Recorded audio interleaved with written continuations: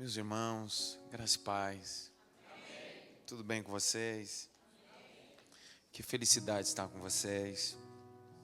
Servir vocês nesse dia tão sublime, importante, em um novo endereço.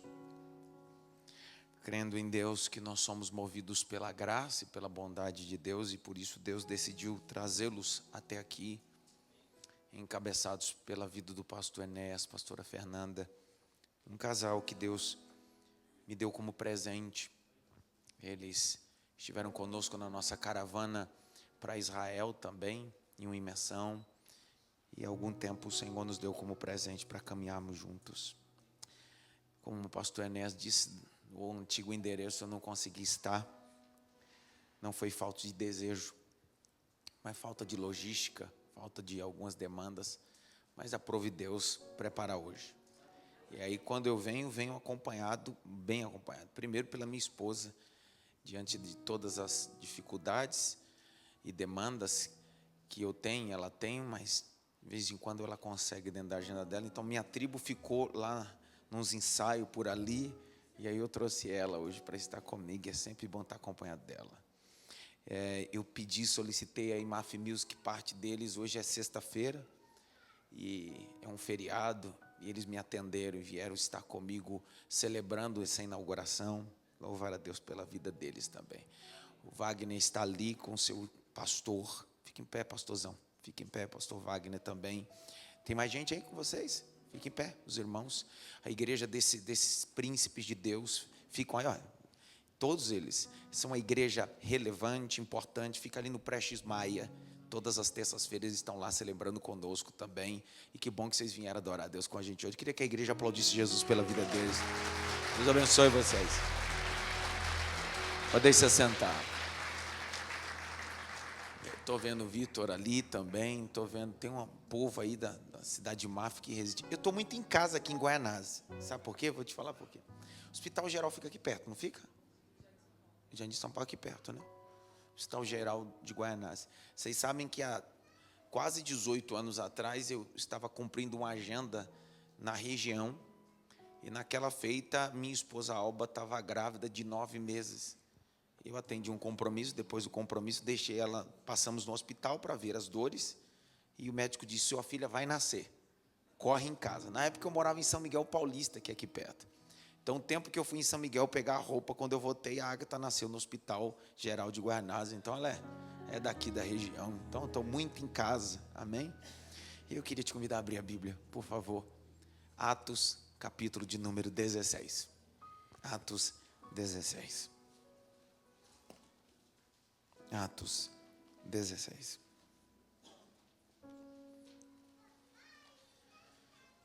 Vamos ler o versículo de número 1. Inicialmente,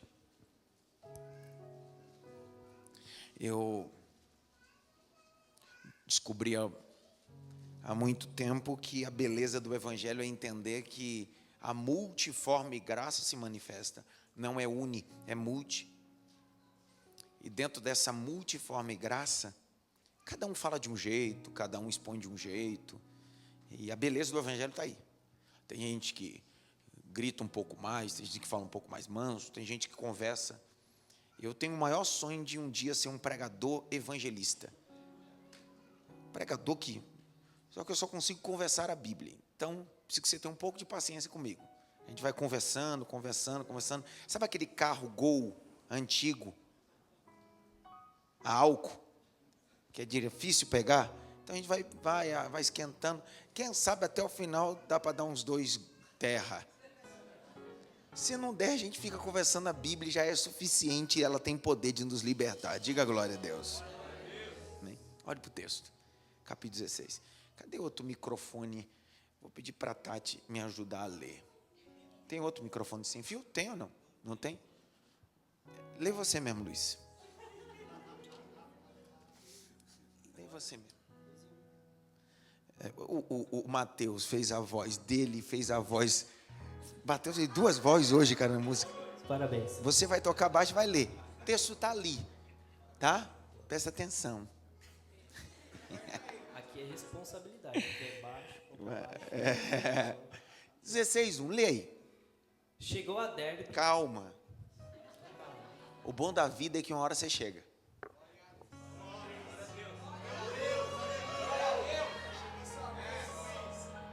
O bom do evangelho é isso, porque todo mundo começa um dia e não importa quanto tempo leve. Porque na vida cristã, o que vale não é o tempo, é a companhia. Quando Deus disse a Abraão, disse, sai da tua terra, da tua parentela, da casa do teu pai, para uma terra que eu vou te mostrar. Deus está dizendo para ele, ei, você não viu a terra, mas você tem certeza da companhia, serei eu. Às vezes a gente cria uma expectativa, e dentro dessa expectativa a gente cria um problema, porque a gente está muito preocupado com o destino, esquecendo a companhia. Então, antes de chegar ao destino, a gente precisa definir a companhia. E aí, a companhia nossa se chama Jesus Cristo. Grite bem alto, Ele é minha companhia. Não, Ele é minha companhia. Um dia o salmista tem tanta veemência, tanta plenitude, tanta verdade naquilo que ele diz, que ele diz assim, cara, eu sei quem é minha companhia. Quem sabe alguém perguntou, como assim? Ainda que eu ande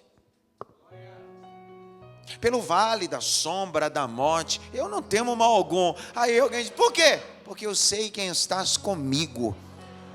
A vara dele, o cajado dele me consola, eu sei minha companhia. Então, Deus não está no teu destino, Deus está na tua companhia, Ele é a sua companhia.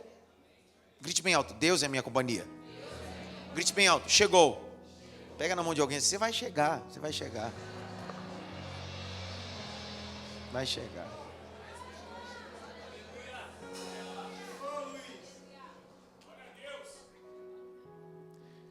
Martin Luther King Jr. foi um advogado, pastor batista, lutou contra o racismo, fez a marcha mais importante histórica, a marcha até o espelho d'água.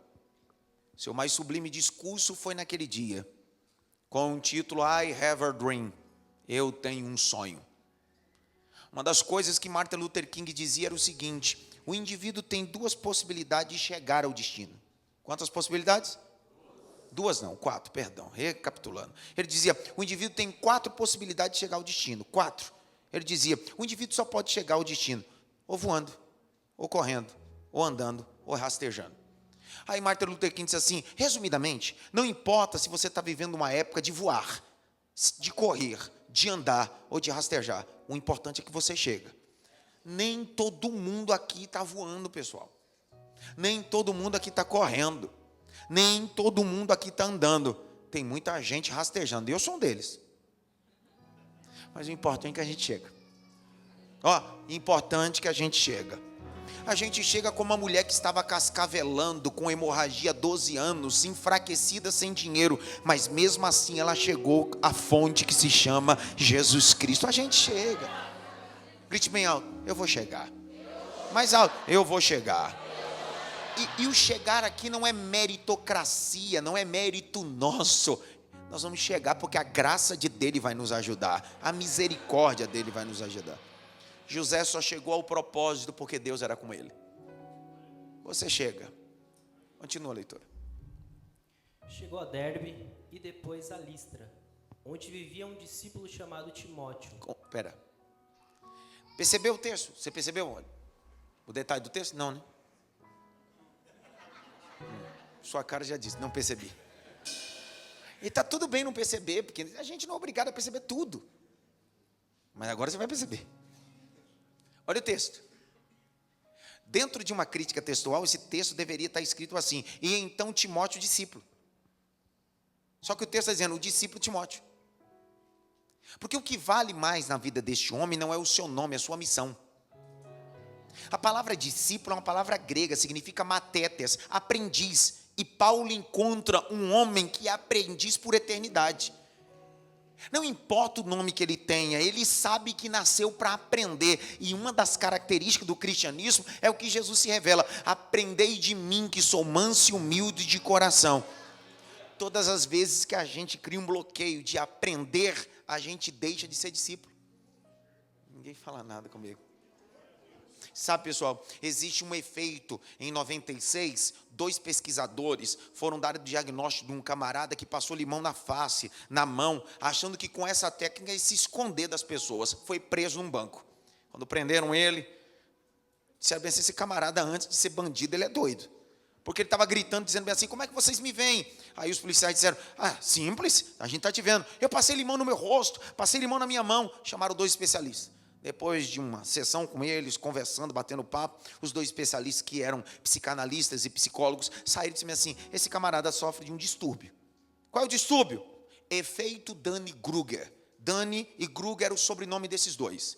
Sabe que efeito é esse? O efeito sabe tudo. Gente que acha que sabe tudo, mas não sabe.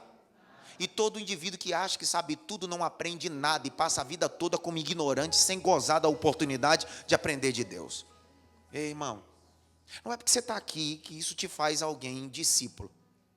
Porque onde Jesus estava pregando em Cafarnaum, havia fariseus, escribas e saduceus, sentados, mas não para aprender, para criticar. Não é sobre posição do corpo, é sobre posição do coração. O evangelho é muito mais do que ocupar uma cadeira na igreja. O evangelho é ocupar uma missão no reino de Deus. Grite bem alto, eu quero aprender. Mais alto, eu quero aprender. Ei, eu aprendo com Deus. Eu aprendo com você. Eu aprendo quando você acerta. Eu aprendo até quando você erra. A vida é um aprendizado. Grite bem alto, eu estou pronto. Não, com força, eu estou pronto. Para aprender. Vai, continua. Sua mãe era uma judia convertida e seu pai era grego. Os irmãos da Listra... Você viu como é que ele manda no slide? Fez assim. Vai. É touch. Vai. Os irmãos da Listra e Icônio davam um bom testemunho dele. Tá bom. Agora lê o verso de número 4 agora. 4.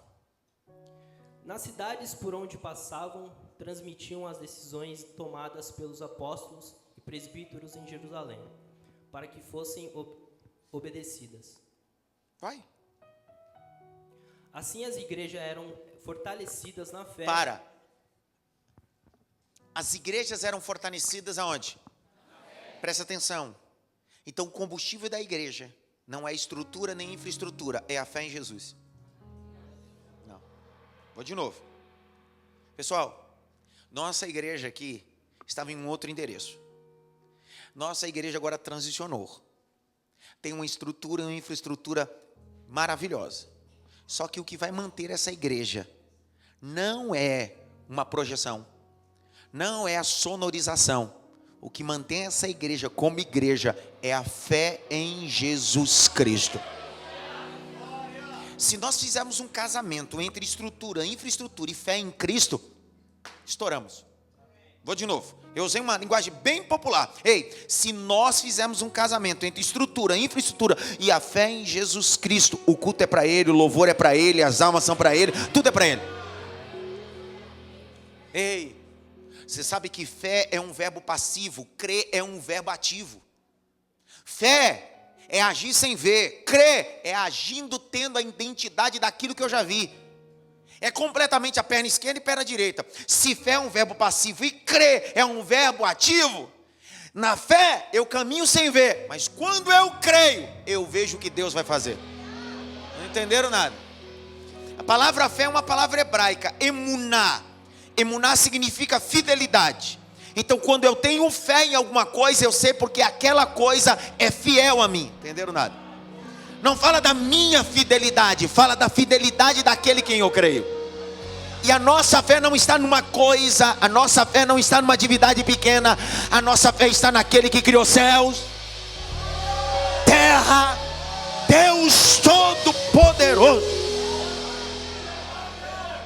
Só que se eu caminho por fé, e fé é caminhar sem ver, crer é a capacidade de acessar o ambiente daquilo que eu vou ver. Quem é o pai da fé? Ninguém sabe mais. Pessoal, quem é o pai da fé? E por que ele é o pai da fé?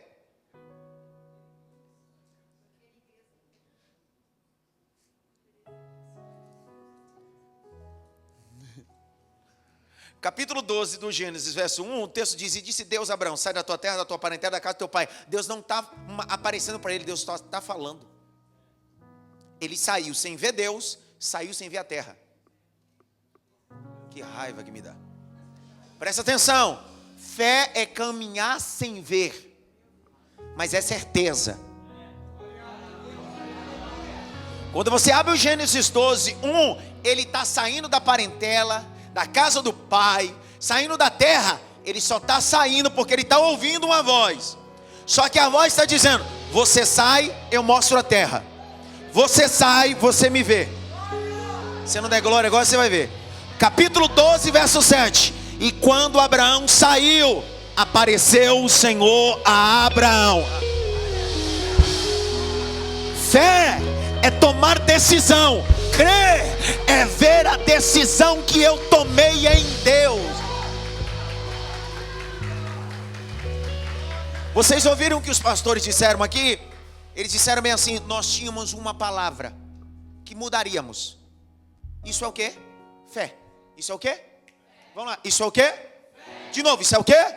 Então uma igreja, uma comunidade local que está movida pela fé, pela palavra. Eles sabem, Deus vai nos tirar, Deus vai nos levar. Só que eles só estão aqui hoje pelo segundo passo: crer. Crer é ter a capacidade de acessar um ambiente. Quer ver fechar agora? Jesus chega em Betânia. Você não deu um glória. Jesus chega em Betânia. Quando Jesus chega em Betânia, disse assim: tira essa pedra para mim. Aí chega uma maluca chamada Marta e diz bem assim: já cheira? Jesus diz assim: se creres.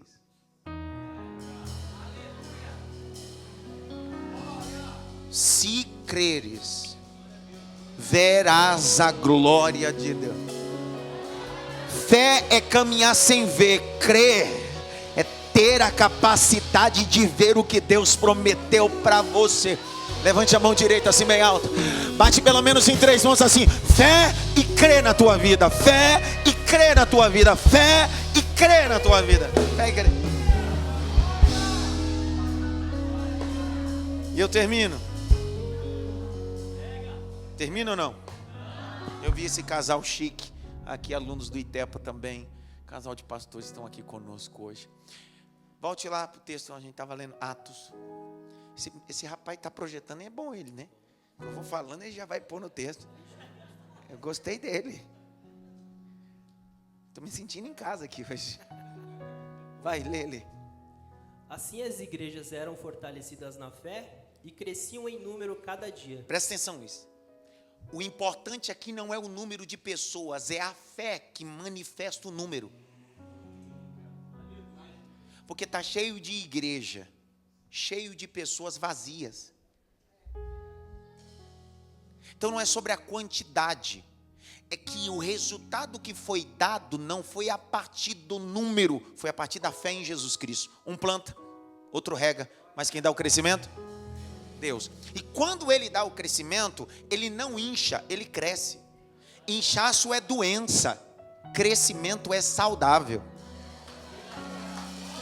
Inchaço depende do homem, inchaço depende do músico, inchaço depende de uma pessoa. Crescimento, aonde estiver 2 ou 3 reunidos no meu nome. Crescimento. Um ambiente que cresce, cresce não só de número, mas de maturidade. O texto está dizendo, a fé trouxe o resultado do crescimento e o número aumentou. Segundo Atos, capítulo 2, diz que o Senhor fazia acrescentar quem deveria ser salvo. Qual foi o pecado de Davi? O pecado de Davi se chamava numerolatria. A espada da justiça, da ira de Deus, veio contra o reinado de Davi, porque Davi deixou de depender de Deus e começou a literalmente achar que ele era o cara a partir de números. Presta atenção, com 12 homens, Jesus alvoroçou o mundo.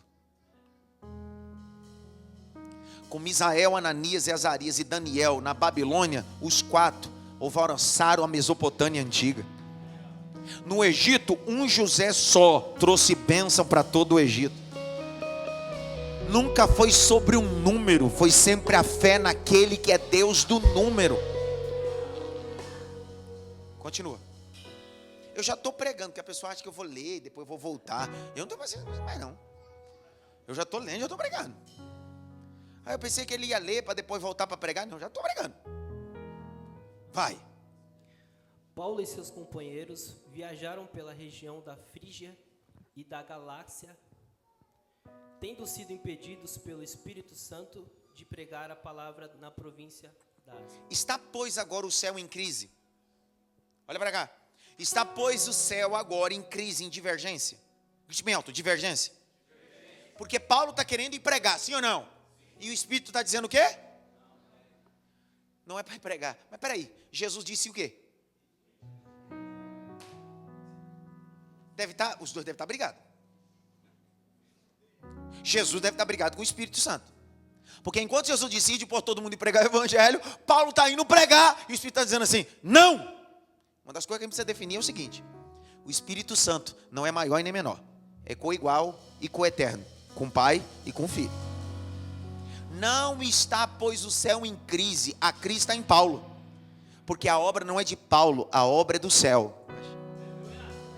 O que o Espírito Santo está ensinando para Paulo é: ide por todo mundo, mas quem define o destino não é você, quem define é o Deus Todo-Poderoso.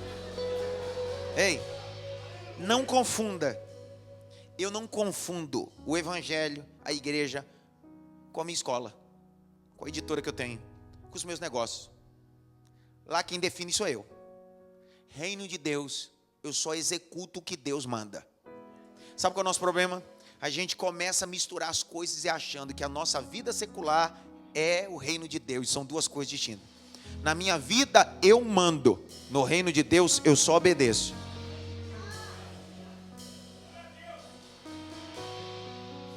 Max Geringer. Max Geringer é um dos mais brilhantes homens da área da administração. Um dos homens de consultoria sobre o cunho de empreendedorismo. Max Geringer diz uma coisa: todo grande empresário quebra quando ele mistura suas finanças pessoais com a da sua empresa. Certamente aqui eu estou olhando para alguns que são empreendedores ou foram empreendedores. Alguns de vocês quebraram porque misturaram vida pessoal com vida profissional. É a mesma coisa que o Espírito Santo está dizendo bem assim, ó: Paulo, você pode fazer o projeto, mas quem define o destino sou eu. Não fala daquilo que você quer fazer, fala daquilo que eu ordenei você fazer. Eu disse, ide por todo mundo e pregai o Evangelho, mas você prega o meu Evangelho, não o teu Evangelho. Você não fala da sua marca, você fala da minha marca. Fala até a hora que você der glória a Deus. Você não fala do seu capricho, você fala da minha magnitude. Eu sou maravilhoso, sou conselheiro, sou Deus forte, Pai de eternidade, príncipe da paz. É sobre mim, Paulo, não é sobre você.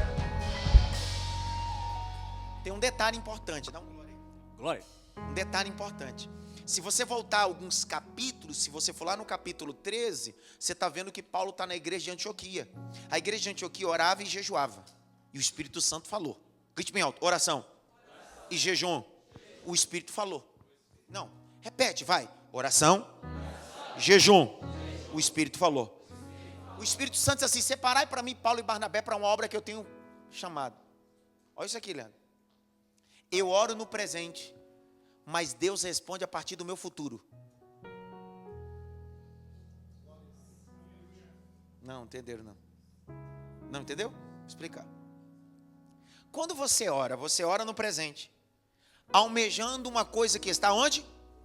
Só que você não está no futuro. E às vezes orando no presente, almejando o futuro. Quando você chega no futuro, o que você orou no teu presente, que agora é o teu passado, não é mais. É uma coisa completamente, porque você almeja, só que aquele que te dá não almeja, ele está no seu passado, no seu presente, e ele já está no teu futuro. Por isso que quando eu oro e quando jejuo, eu tenho minhas petições, e está tudo bem. Só que quando eu peço no presente, almejando o futuro. Só que quando Deus vai responder minha oração e meu jejum, Ele não ouve o que eu falo, Ele vê o meu futuro. E como Ele está 10 anos na minha frente, 20 anos, 1000 anos, Ele diz assim: você está pedindo uma coisa que eu estou na tua frente e sei que isso não será bom para você. O que os teus olhos não viram, o que o teu ouvido não ouviu, o que não subiu o coração é o que eu tenho reservado para você. Olha o texto de Atos, capítulo 13. Eles oravam e jejuavam. Grite bem alto. Oravam e jejuavam. Quem falou? Quem falou? Separai quem? Paulo para uma obra. Então eles estão orando no presente, Só que quando o Espírito Santo responde, ele diz assim: mas eu tenho uma obra no futuro com eles. Não. Quando você ora no presente, Deus está dizendo: vou projetar algo grandioso no seu futuro. Você já fez campanha? Você já orou? Você já jejuou por alguma coisa? Por uma porta de emprego, por uma prova, e você criou expectativa: cara, isso vai acontecer, essa porta vai se abrir, esse emprego, esse contrato. E quando você acessou o futuro, uma semana depois, 2 dias depois, o contrato não estava assinado, a porta continuava fechada. Qual foi sua sensação? Um coração doloroso. Deus não me atendeu. Pelo contrário, Deus estava dizendo: você orou no presente, almejando o futuro, mas eu estava no teu futuro preparando algo melhor para você. Quer ver? Abre comigo Mateus 6. Mateus 6. Abre logo. Abre pelo amor de Deus, Mateus 6. Abre logo.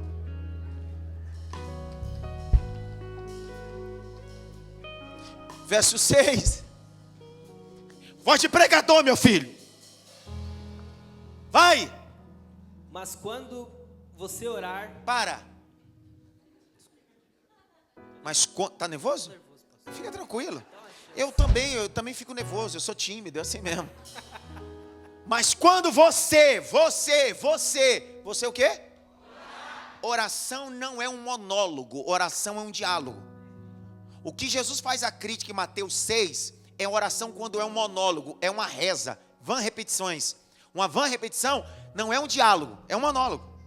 Então Jesus está dizendo: ei, eu não quero que você decore nada, eu quero que você fale naturalmente. O que Jesus está dizendo é o seguinte: a oração vai me despir de uma fantasia e de uma máscara, e vem mais mostrar quem eu sou de verdade diante de Deus. Então essa oração o pessoal lá da Vila Maria faz, que aqui ele não faz, mas lá no Vila faz. Olha essas orações assim: amantíssimo Deus, querido Pai.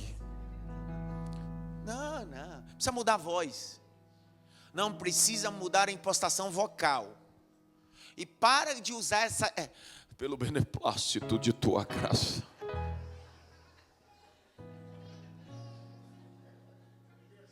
Dá uma olhada pelo menos para 3 e diz assim: para de ser mala, vai.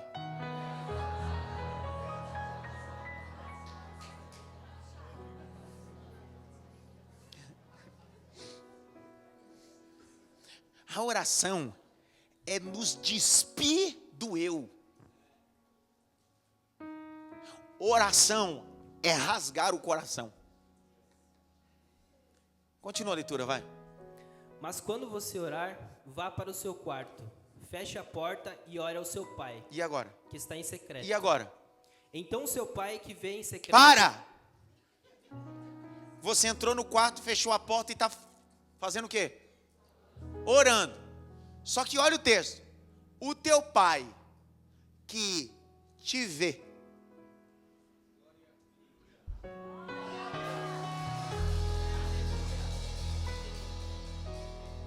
Ele não te ouve. Quando você está orando, ele está vendo o teu futuro.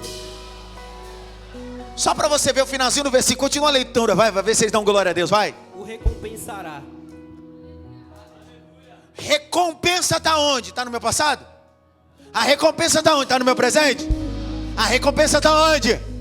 Então quando você está orando aqui no Avivar, o Senhor está dizendo: eu estou no teu futuro, estou vendo o teu futuro, estou arrumando as coisas. Pega essa palavra. Deus está dizendo: eu estou no teu futuro.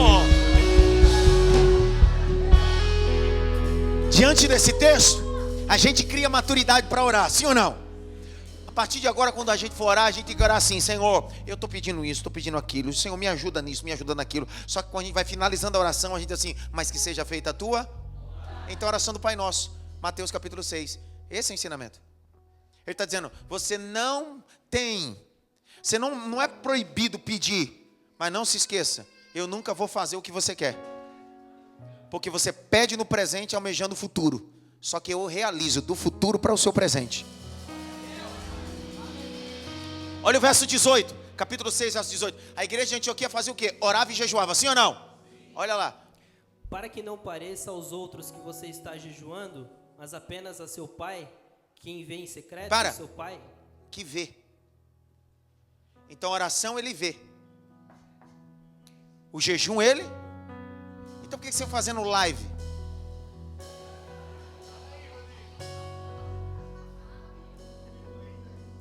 Porque me deu vontade de falar uma coisa, mas não posso. Vem na ponta da... Todo hipócrita mostra uma coisa que é mentira. Ele mostra quando está orando no monte, mas quando está adulterando, mentindo, não mostra. A verdade do evangelho é mostrar tudo, não só a imoralidade.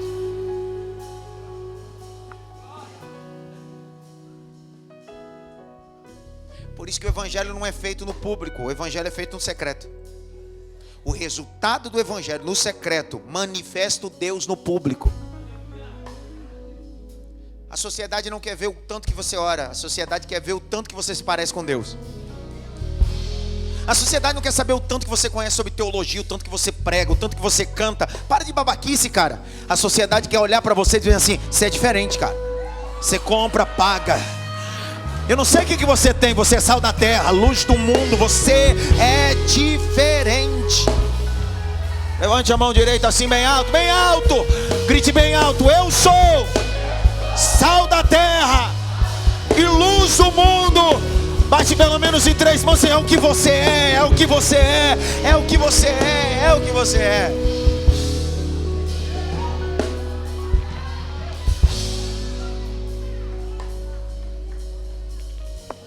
Eu estou em Atos 13, sim ou não? A igreja está fazendo 2 coisas, quais eram? Não, fala comigo, não deixa eu falar sozinho não.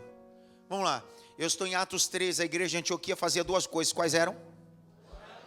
E quando eles oram em jejum, quem é que fala?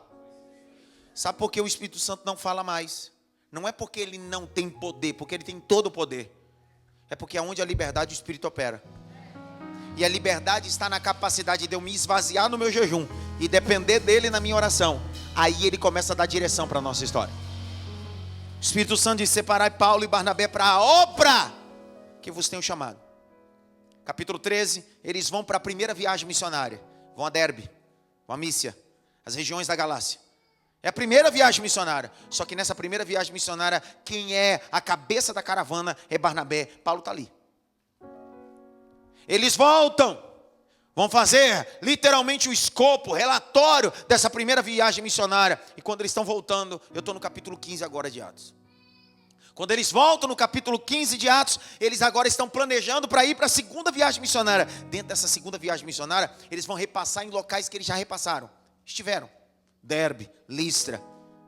Eles vão repassar nos locais onde eles passaram na primeira vez. Só que quando eles estão sentando, capítulo 15, verso 38 a seguir, Paulo começa a dizer para Barnabé: o senhor é o líder da caravana. Vamos preparar a caravana? Aí Barnabé cai na besteira e diz assim: João Marcos, na primeira caravana, que era meu sobrinho, nos deixou na mão. Eu queria dar uma nova oportunidade para ele. Menino, quando Paulo ouve isso, o sangue de Paulo ferve. Capítulo 15, verso 39. Olha o que acontece. Lê. Tiveram um desentendimento. Para! Briga. Você gosta de briga? Eu também não. Tem uma coisa que eu não gosto, é briga.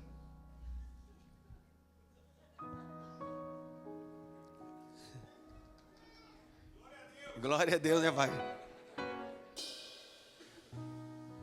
Na primeira viagem missionária estava tudo bem. Na segunda, só porque Barnabé fez uma sugestão de colocar João Marcos para ir na segunda, Paulo disse: não. Começa a briga. Desentendimento. Pessoal, eu já vi muita gente usar esse texto de forma crítica textual para fazer uma aplicação que não tem o texto no texto. Já vi gente dizendo bem assim, usando o texto de Timóteo 4, dizendo que no final da vida, Paulo disse que agora ele é útil, que Paulo está sendo muito empático ou incisivo aí. Não, olha para cá. Eu gosto de alguns textos bem claros, como do Gordon Baez. Ele diz bem assim: o que Paulo estava acostumado era com nepotismo. Paulo era fariseu de fariseu. Paulo estava acostumado com o sistema religioso judaico. E uma das coisas que o sistema religioso judaico fazia era nepotismo, de pai para filho. Só que o evangelho não é sobre nepotismo, o evangelho é sobre graça sobre todos. A briga começa mais ou menos assim. Paulo está dizendo assim: se não fosse teu sobrinho, você daria uma nova oportunidade? Ninguém fala nada comigo. Porque o nepotismo é privilegiar familiares. E Barnabé está querendo privilegiar Marcos, João Marcos, que é sobrinho dele. Tem uma briga, e está tudo bem. Você está vendo o demônio aí? Você está vendo o diabo aí? Não, isso tem propósito. Grite bem alto, propósito. Existem rupturas que são propósitos de Deus. Ei, posso fazer uma pergunta para você, sim ou não? Jonas era profeta, sim ou não? Sim ou não? Depende para onde está indo. Vou fazer a pergunta de novo. Jonas era profeta, sim ou não? Depende para onde está indo, estou dando a resposta. Jonas era profeta, sim ou não? Depende para onde está indo, pessoal. Não, pastor, ele era profeta. Então vamos pensar, olha para cá. O capítulo 1, verso 1, são 4 capítulos, 48 versículos do livro de Jonas. O primeiro versículo começa assim: e veio a palavra do Senhor a Jonas, filho de Amitai. Vai à grande cidade de Nínive e profetiza contra ela. Então presta atenção, ele não é profeta em outro lugar, ele só é profeta em Nínive. Porque profeta que não obedece missão nunca vai carregar a palavra de mudança. Profeta que vive perambulando por aí, sem saber o propósito que Deus tem na vida dele, isso não é profeta, isso é viajante, andarilho. O texto diz que ele desce a Jope, que é uma região portuária, e quando ele desce a Jope, um barco vai levá-lo para o propósito de Deus. O outro barco vai levá-lo para o seu propósito. Ele entra no barco que vai levar para o propósito de Deus. Quando ele entra para a embarcação para Tarsis, ele vai para o porão do navio. O texto diz que Deus enviou uma tempestade. Era para você ter dado glória. Entendeu ou não? A tempestade não foi o demônio, a tempestade não foi o cão, a tempestade não foi o diabo. Deus estava dizendo: se você tivesse cumprido o meu propósito, eu não mandava a tempestade na vida de ninguém, na situação de ninguém. Mas só porque você saiu do propósito, você prejudica o marinheiro, o capitão, prejudica a gente inocente, porque você não quer cumprir o meu propósito.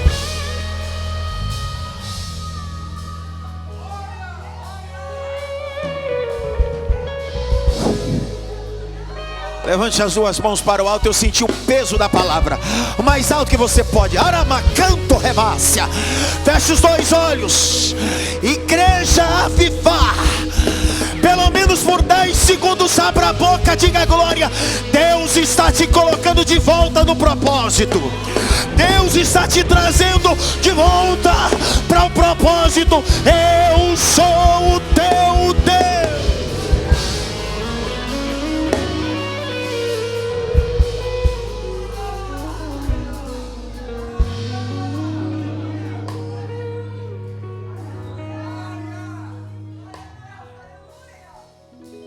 Jonas poderia ser desobediente, mas não era vaidoso. Ei. Jonas poderia ser desobediente, mas não era? Sabe por quê? Porque quando ele identificou que a tempestade vinha de Deus, ele olhou para o capitão do navio e disse assim: o problema sou eu, me joga. Tem gente vivendo tempestade porque você decidiu fazer o que você quer. Fechei o parênteses para explicar isso aqui. A briga de Barnabé com Paulo não foi o diabo. É que existe alguns caos que Deus permite para te colocar no centro da vontade dele. Pastor, mas eu aprendi que quando Deus quer fazer as coisas tem paz. Paz? Você está de brincadeira comigo? Deus não é só Deus de paz, é Deus que manifesta a paz no meio do caos. Bereshit bara Elohim. No princípio, a terra era sem forma e vazia. E havia o quê? Trevas. Isso é um caos. Ela é sem forma, vazia e tem trevas. E aonde o Espírito está? Pairando sobre a face das águas. Era para você ter dado glória. Quando você abre o texto hebraico, a palavra pairar é muito mais do que sobrevoar. A palavra pairar no hebraico significa chocar. É como uma galinha que está chocando ovos. Agora vamos aplicar o texto de forma sensata, linguística. a terra era sem forma, vazia, havia trevas, mas o Espírito Santo estava chocando. Está dizendo, no meio do caos eu estou chocando uma surpresa. No meio do caos vai nascer algo novo. Liberei, pastor João. No meio do caos eu vou fazer nascer algo novo, porque eu sou o teu Deus.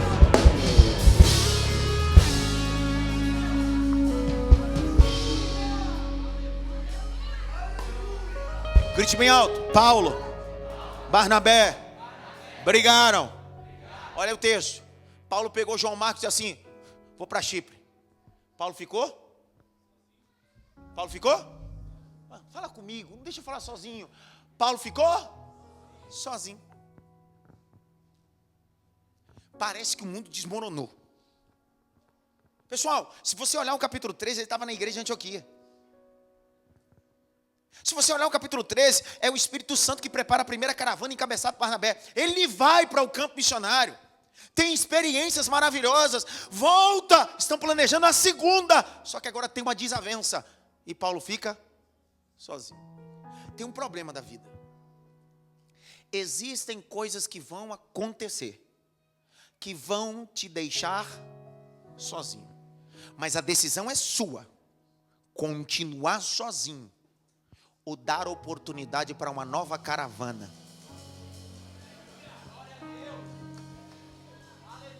Ei, às vezes as pessoas que eram importantes não deixaram de ser importantes, só que Deus agora vai te dar maturidade para você escolher uma caravana para você. Ei, existiu pessoas da minha vida que o meu sonho é que elas estivessem todos os dias e todas as horas, mas ao longo da vida eu tive que fechar ciclos. Barnabés, pessoas importantes que eu tive que fechar ciclo, aprender que no meu sozinho eu tinha capacidade de criar uma nova caravana. Sabe o que Deus está dizendo para algumas pessoas aqui, ó? Barnabé não é o vilão, só que fechou um ciclo, porque eu preciso amadurecer você. Eu preciso amadurecer você. É uma porta de emprego que fecha um ciclo, é uma amizade que fecha um ciclo, é um ministério que fecha um ciclo, e está tudo bem. Ei, está tudo bem. Ninguém, ei, tem alguma educadora no meio aqui? Pedagoga, professora de infantil? Os professores de infantil sabem o que eu estou falando. Na sexta-feira a criança leva o que para a escola? Brinquedo. Você me perguntar, o que você queria o resto da sua vida? Estudar em que escola? No infantil. Primeiro que não é chamado de professor, é o quê? Tia. Não tem equação. Equação. Não tem aquelas contas, não tem. É só tia, recreação, é A, I, O, U. É um desenho para pintar. E na sexta ainda leva o brinquedo. Olha que bênção. Glória, né? De repente, psicologicamente, finaliza o ano, começa o ano subsequente. A criança sai do prazinho e vai ter que acessar um ambiente que ela nunca acessou. E o primeiro choque está aí. Na sala de aula, quando ela entra, a educadora já começa a dizer: a partir de hoje não me chame mais de... É pro. Menino, a criança passa a semana toda, tia, e aí é cada carão. Porque, eu não é? É assim ou não? É cada carão. Por quê? Porque a educadora, no cunho pedagógico, andragógico, precisa inculcar na cabeça da criança que ela está vivendo a transição. Que a vida não é só tia e nem brinquedo. Existem momentos que a gente precisa amadurecer. E toda transição dói, mas vale a pena. Vou liberar.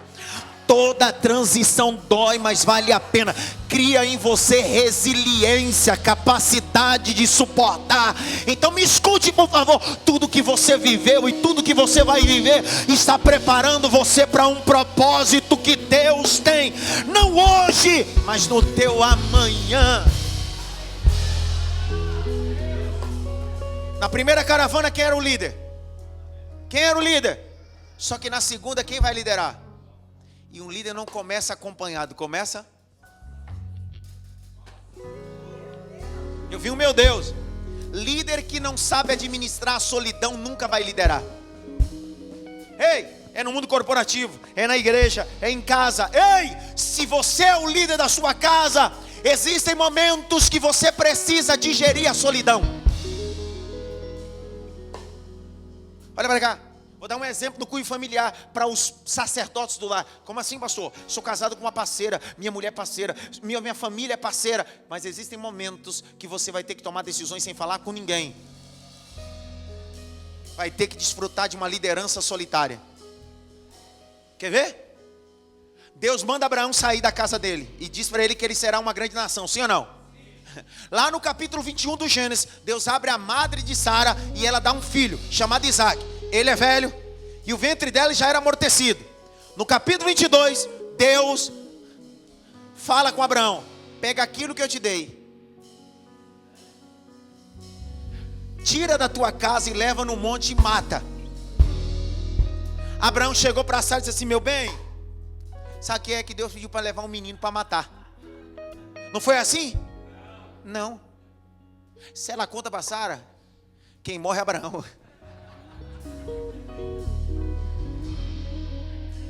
É verdade. Se ele conta para Sara, nunca que Sara deixaria Abraão levar Isaac. Primeiro, porque é o único que ela tem. Só que Abraão teve que entender que existem momentos na vida que um líder precisa confiar em Deus. E parece que ele está só. Eu vou liberar uma palavra. No dia que você tiver maturidade de tomar decisões, no mesmo ambiente que parecia ser morte, enquanto o cutelo está descendo, vem o livramento de Deus descendo junto. O anjo de Deus veio gritando, dizendo: Abraão, Abraão. Eu senti o peso da palavra. Não mate o menino, porque tem providência para você neste lugar. Ei, Nelson Mandela ficou preso por 27 anos. Quantos anos? 27 anos. Lutou contra o apartheid em Joanesburgo, África do Sul. 27 anos. Cunho biográfico de Nelson Mandela. Saiu na idade de quase mais de 70 anos de idade. Se tornou presidente da África do Sul no ano de 94. No ano de 90 saiu. Foi liberto. No ano de 94 foi eleito presidente. Cunho biográfico de Nelson Mandela. Nelson Mandela, um dia perguntaram para ele assim: o que faz o senhor liderar toda essa revolução? Ele disse: porque eu aprendi a liderar numa cela sozinho. Sabe o que Nelson Mandela está dizendo? Todo líder é forjado na solidão. Deus está preparando Paulo. Paulo, você está sozinho. Agora você vai ter que aprender. Ou você caminha a vida sozinho, ou você vai fazer uma nova caravana. Escute, estou caminhando para o final. Essa igreja, Deus vai preparar uma nova caravana. Vou de novo. Deus vai preparar novas pessoas para chegar para cá. Pastor, o senhor está dizendo que quem está aqui vai embora? Não. Eu estou dizendo que Deus vai mandar novas pessoas. Deus vai mandar nova gente, novas famílias. Sabe por quê? Porque Deus está dizendo: quem se move pela fé, eu acrescento número e o meu nome é glorificado. Vamos ver se você entendeu o que eu estou falando. Vai pegar agora. Capítulo de número 15, verso de número 40. Paulo ficou só, sim ou não? Olha o 15 e 40. Lê aí, meu filho. Mas Paulo escolheu Silas Para. e partiu. Ele estava o quê, Paulo? Estava como? Fala o microfone. Sozinho. Só que Paulo aprendeu na vida que eu posso começar sozinho. Mas o bom da vida não é caminhar sozinho.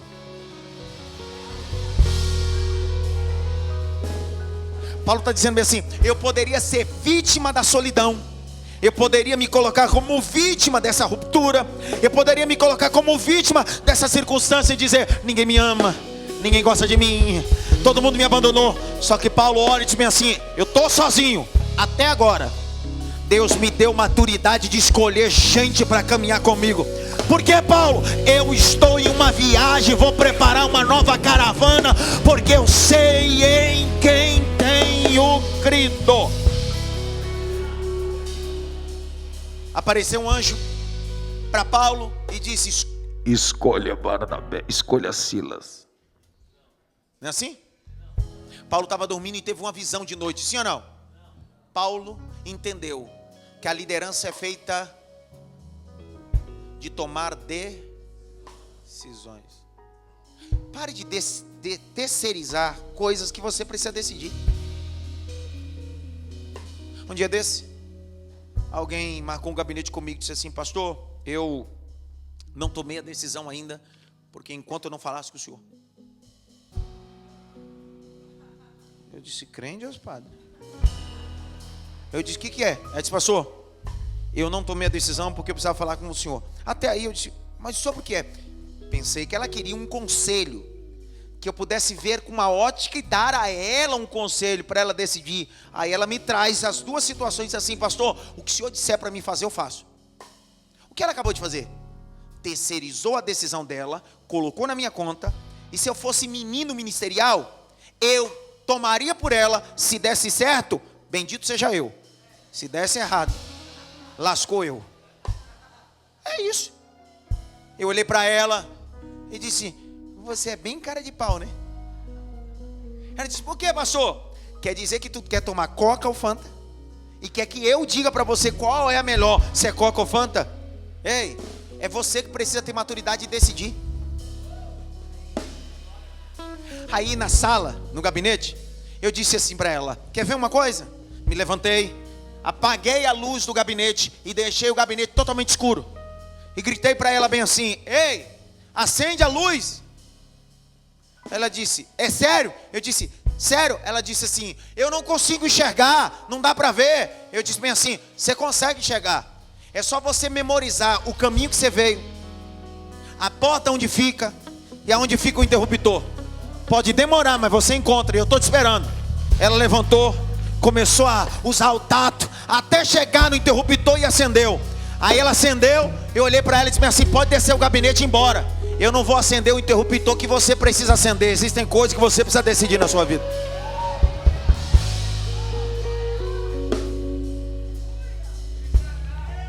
Pega na mão de pelo menos 3 assim: Feliz Páscoa para você.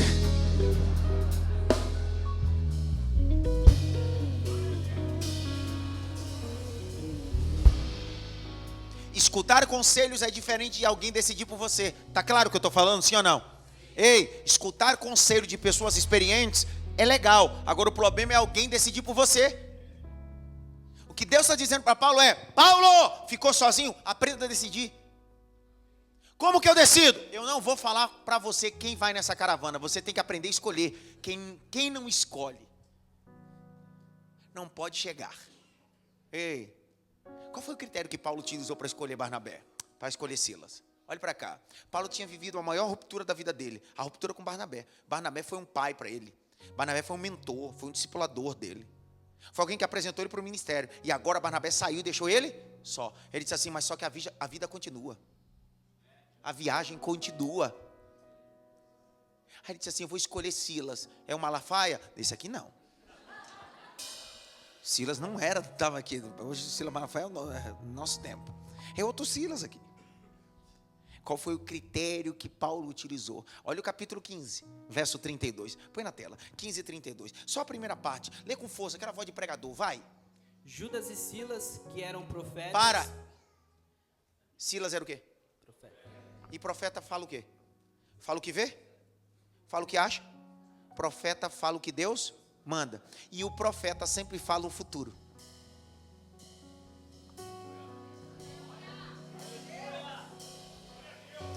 Paulo está dizendo bem assim: eu vou para a segunda viagem e eu não posso escolher um tagarela comigo. Eu não posso escolher um mexeriqueiro para ir comigo. Eu não posso escolher qualquer um. Eu tenho que escolher gente que sabe o que vai acontecer no meu futuro. Eu quero escolher um profeta que no dia que eu, Paulo, tiver uma crise, a boca de Deus vai abrir e vai dizer: fica tranquilo, eu estou contigo, eu estou contigo. Ei, escolher Silas aqui no capítulo 15, verso 40, vai definir o capítulo 16 da sua vida. Vou de novo. Escolher Silas no capítulo 15, 40, vai modificar a história da sua vida no capítulo 16. Você vai dar glória agora. Porque no capítulo 16, Paulo e Silas estão na praça, expulsando o demônio de uma moça. Eles são presos dentro de uma cadeia. E aí perto da meia-noite, Silas, que era profeta, olhou para Paulo e disse assim: e aí, tu canta, eu oro, tu canta. Deus está levantando boca profética para caminhar com você no dia da crise.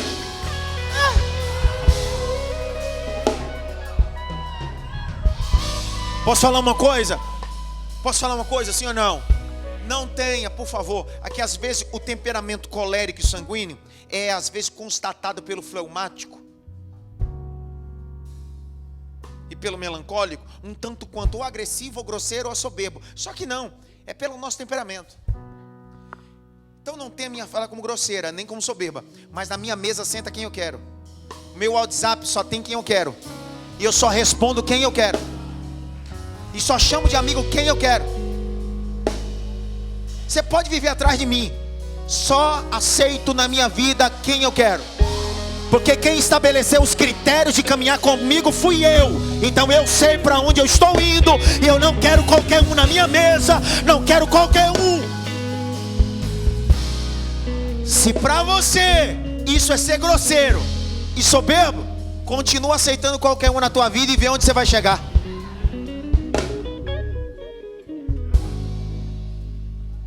Eu vi um glória. Paulo está sozinho agora? Está com quem? Está com quem? Ele diz: já tem Silas, a boca de Deus está aqui. Estou preparado para ir para a viagem? Não, só tem dois, precisa mais um. Capítulo 16, verso 1. Lê aí. 16, 1. Chegou a Derbe e depois a Listra, onde vivia um discípulo chamado Timóteo. Sua mãe era uma judia convertida e seu pai era grego. Para. Paulo agora vai agregar mais um na caravana. Paulo vai pegar um menino, que a mãe era crente, o pai era grego. E Paulo vai ver a grande característica desse menino. Por isso que ele se torna filho na fé de Paulo. Ele é um discípulo chamado Timóteo. Não é um Timóteo chamado discípulo. Paulo está dizendo bem assim: numa caravana tem que ter gente que sabe e quer aprender. Porque Paulo sabe sobre legado, não sobre herança. Paulo disse: eu não serei eterno, e quando eu for, eu preciso deixar um filho na fé, dando continuidade ao legado que Deus entregou para mim. Olha para cá, olha a caravana. Tem Paulo, a caravana tem Silas, a caravana tem Timóteo. Está pronta a caravana? Sim ou não? Não, falta mais um. E esse quarto, outro dia eu falo.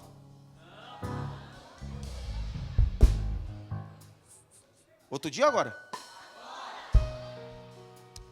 Dentro da crítica textual, nós chamamos ele de indivíduo oculto do texto.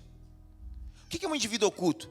Ele não está de forma explícita, só que ele é a quarta pessoa da caravana. São aquelas pessoas na sua vida que você não bate foto, não publica nada, mas eles são tão importantes, tão relevantes, que você só está onde está porque eles são ocultos na sua vida. Eles não são menos importantes do que Silas, nem menos importante que Timóteo. Eles têm a mesma relevância, só que o nome deles não aparece. Só você percebe a importância que eles têm. Você quer ver uma coisa? Quem escreveu esse livro de Atos? Quem? Doutor Lucas. O doutor. Então esse livro foi escrito por quem? Doutor Lucas. Então olha para cá. Se esse livro foi escrito por Doutor Lucas, Doutor Lucas vai narrar histórias, mas também ele viveu histórias. Existem coisas dentro desse texto que ele vai narrar de cunho de historicidade. Só que existem coisas que ele vai dizer bem assim: eu estava lá.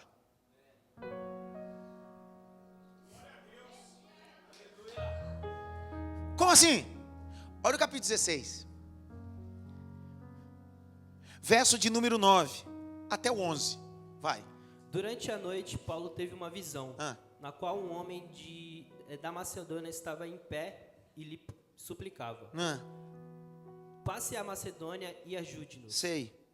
Depois que Paulo teve essa visão, preparamos-nos imediatamente para partir para a Macedônia, concluindo que Deus nos tinha chamado para lhes pregar o evangelho. Agora olha o 11, para ficar claro.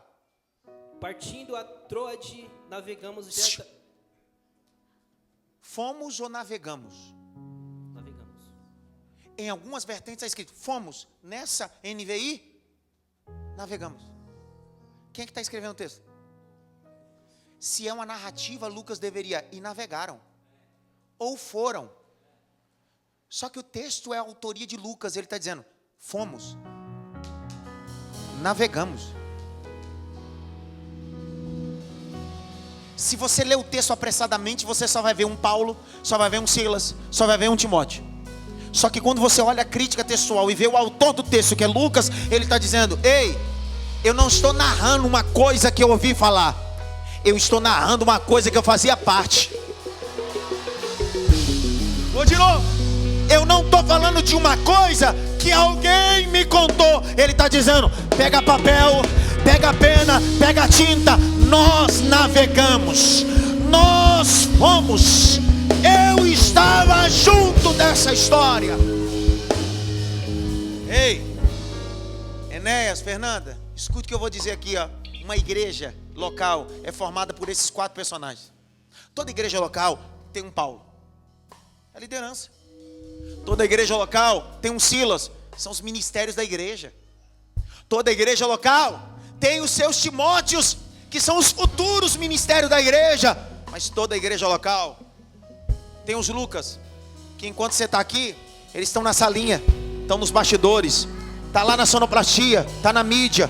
Gente que antes de você chegar aqui, ele já arrumou, e você vai embora e eles vão continuar arrumando.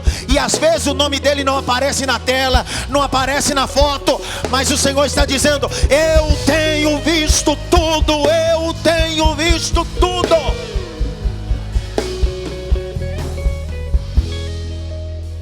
Sabe qual a beleza do evangelho? É que se o Silas assumir seu lugar, Paulo assumir seu lugar, Timóteo assumir seu lugar e o Lucas assumir seu lugar, vai dar tudo certo nessa caravana. Porque o foco é chegar onde?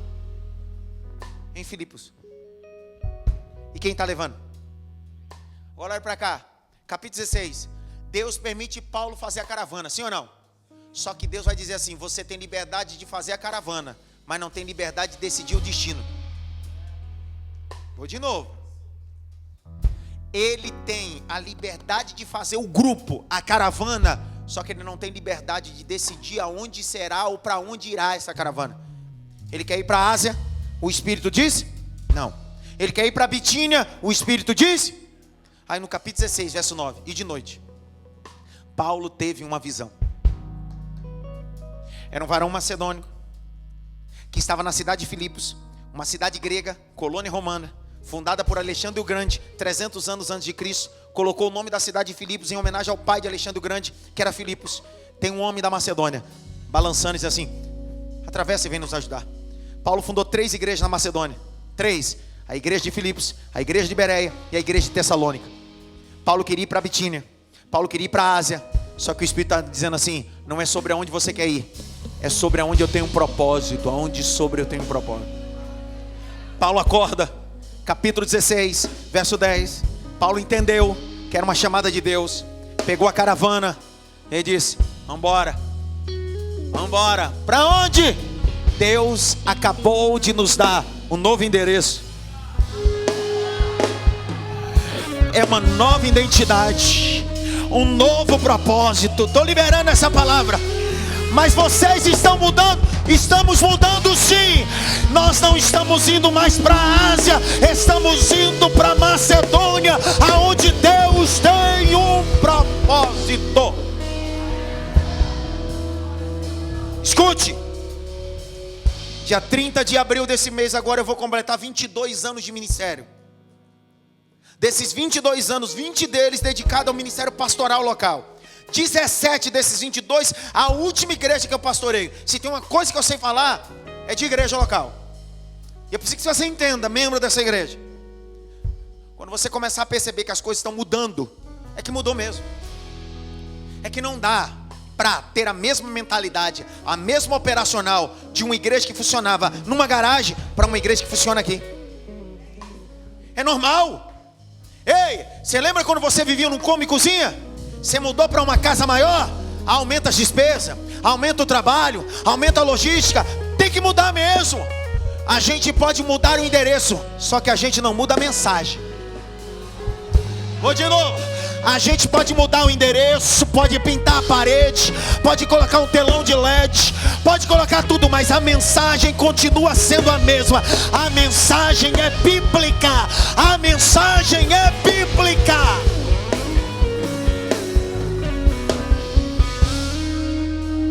Então para de conversa fiada antecipadamente.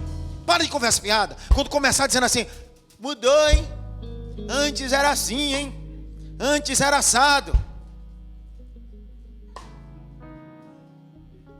Aí vocês vão lembrar da minha voz. É porque o tempo de tia e de brinquedo passou. Dá uma olhadinha pelo menos para três assim, ó. Tempo de tia e brinquedo acabou, rapaz.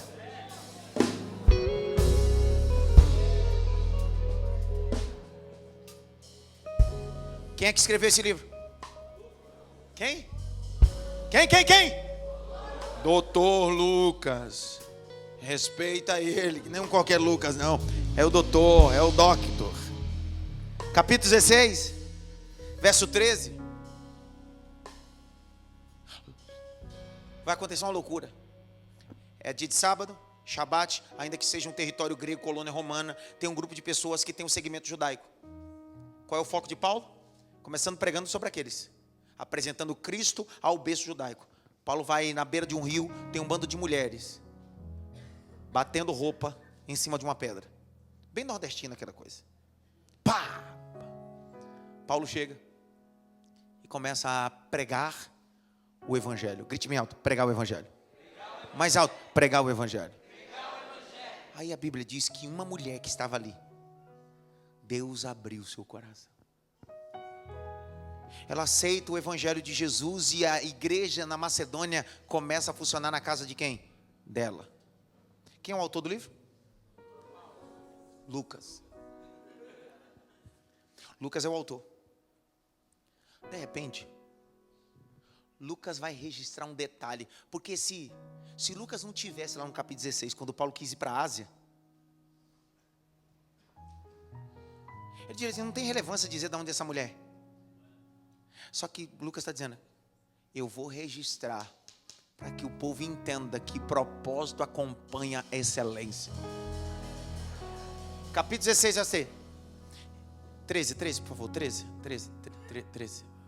E sentamos, começando a conversar com as mulheres que havia ali, reunidos ali. 14.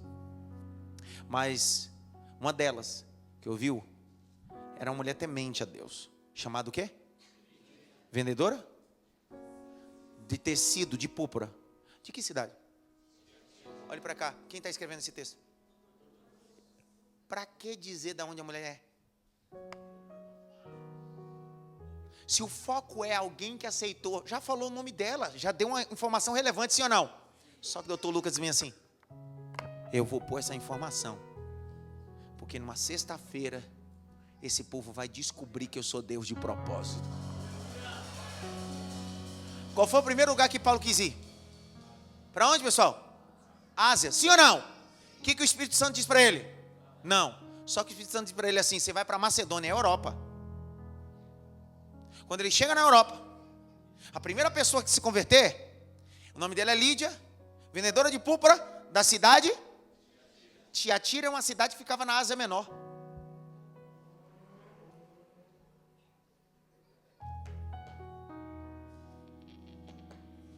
Olha o que Lucas estava dizendo. Primeira vontade de Paulo era ir para a Ásia.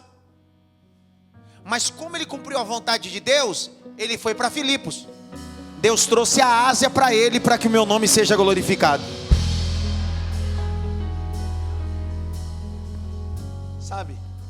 Sabe por que algumas pessoas deixam de ver a excelência? Porque decidem caminhar fora do propósito.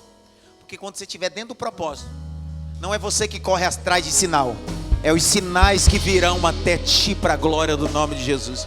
Fique em pé. Fique em pé que já me deu fome. Vem, Marvel Music.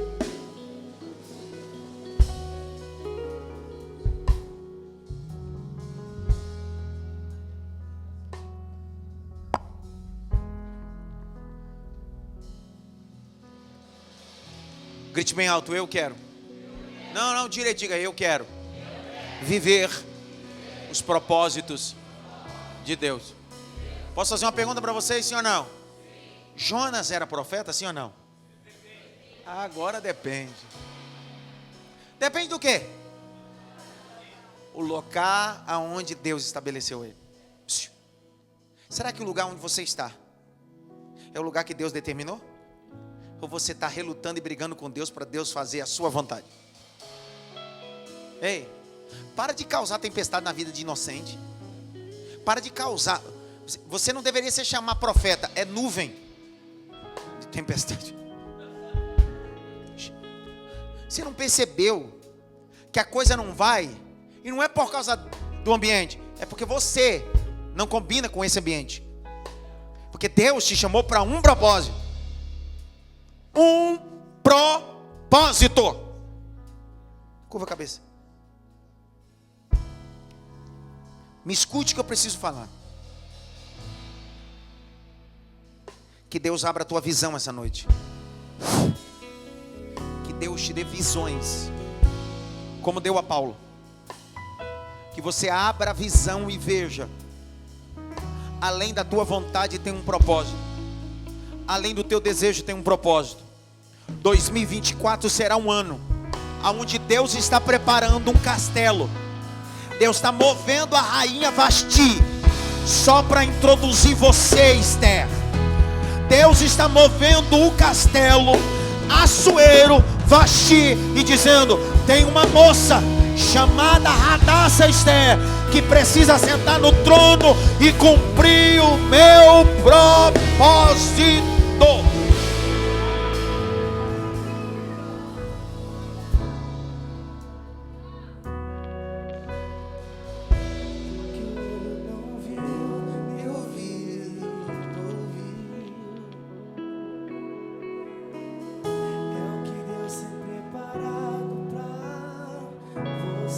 Se tem alguém essa noite que queira se reconciliar com Jesus, aceitar Jesus, é só levantar a mão. Pastor, eu quero me reconciliar. Tem alguém? Tem um rapaz lá no fundo. Tem uma moça ali, ó. Os obreiros, traz! Traz! Aí no fundo o obreiro, traz.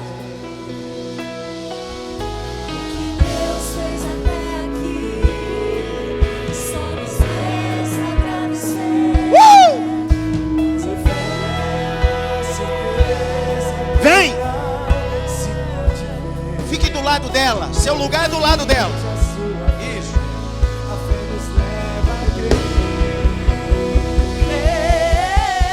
Coisas maiores virão. Milagres acontecerão. Você não imagina o que Deus irá fazer. Que coisas maiores virão.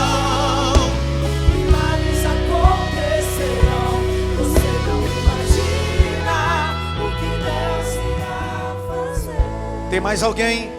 Temos duas almas se reconciliando. Tem mais alguém, pastor? Eu escutei essa mensagem. Eu quero me reconciliar. Estou sem congregar. Quero firmar os meus passos. Quero colocar minhas raízes nessa terra. Eu quero escolher esse lugar como um ambiente onde eu quero me submeter ao discipulado, a ser acompanhado. Tem mais alguém? Só levantar sua mão direita onde você está. Tem mais alguém? Não tem? Duas almas. Agora eu faço o segundo pedido. E esse pedido não é para aqueles que vão se reconciliar, é para a gente que é crente. Pastor, mas eu sou pastor, sou semideus, a quarta pessoa da Trindade. É para você esse pedido. É para você. É para nós. Paulo era um grande líder, mas decidiu viver o seu propósito até uma hora que Deus recalculou sua rota. Pastor Enes me mandou o localizador do endereço. Eu moro em Mariporã. Da minha casa para cá deu 1h40 quase. Escuta, eu vim seguindo o Google Maps.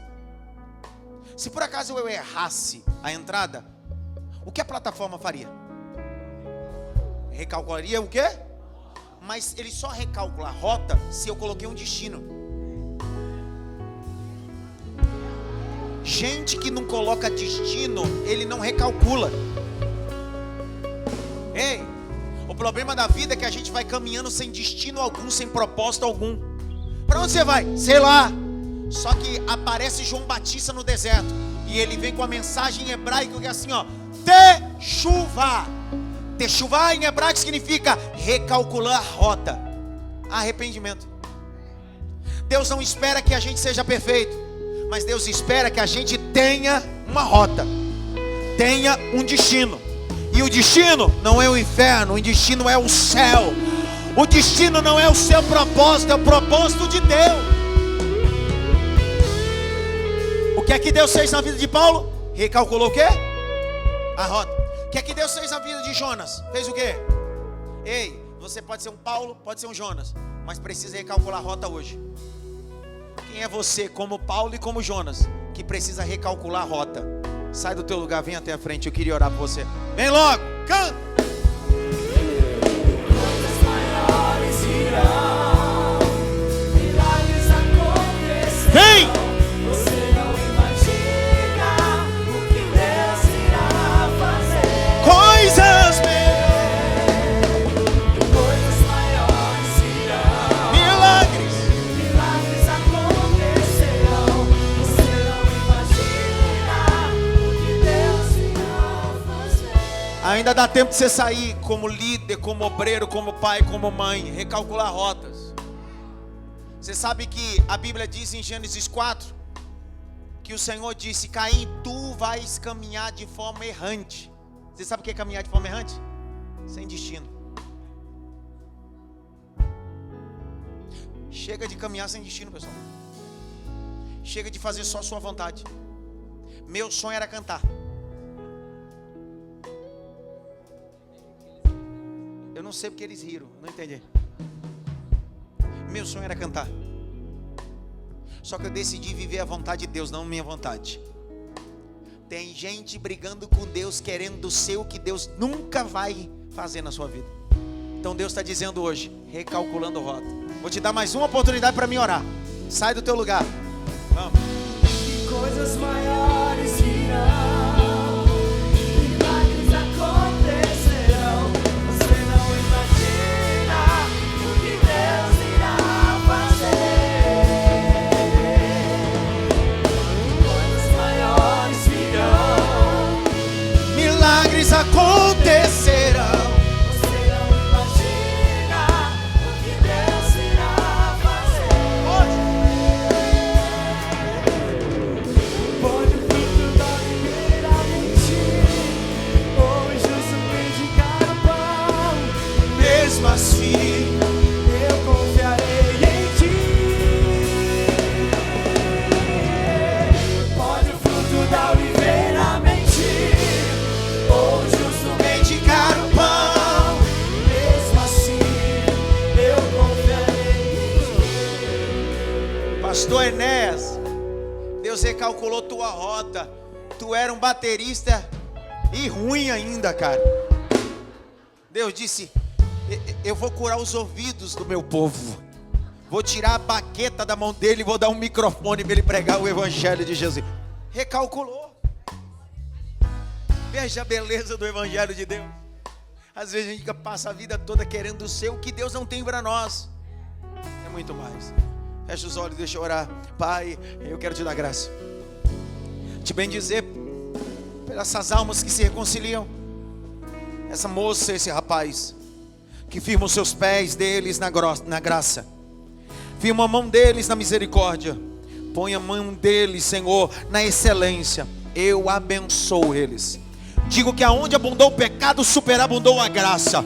Digo que contra Jacó não vale encantamento e nada. Toda maldade seja quebrado esta noite. Deus, risque o nome deles nos ambientes de trevas e estabeleça um ambiente de luz e de graça. Eu abençoo aqueles que estão aqui na frente, que vieram dizer: eu não quero fazer a minha vontade, quero fazer a tua vontade. Estou recalculando a minha rota, ó Deus. Quero cumprir a tua vontade. no nome de Jesus. Eu termino pedindo a você, tanto na frente quanto atrás, dá um abraço pelo menos em 3, diga para ele: dentro do propósito. Dentro do propósito. Dá um abraço pelo menos em 3 aí, vai.